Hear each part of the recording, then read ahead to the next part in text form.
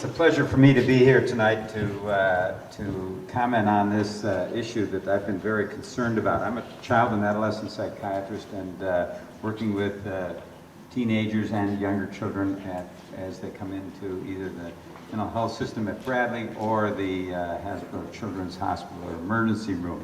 And I just want to comment from a perspective of a mental health professional what I think are some of the problems with this law as it now stands, unless it's repealed.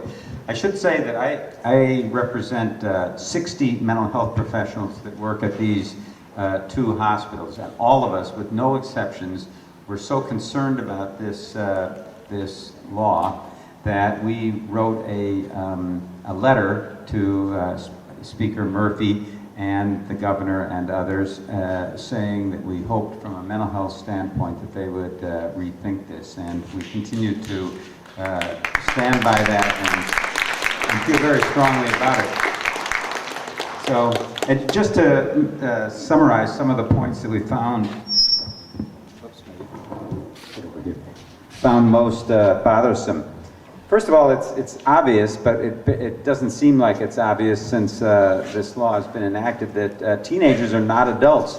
On one hand, we don't give them the rights that adults have. They can't vote, they can't drink, they can't join the military without parental permission. The reason they can is because we recognize that teenagers are still immature to a degree compared to full adults. They can't shake off things that happen to them as easily as adults can. And they're also prone to idealize powerful adults, which is one reason teenagers are such good soldiers, but it's also one reason that they are sort of vulnerable within the prison.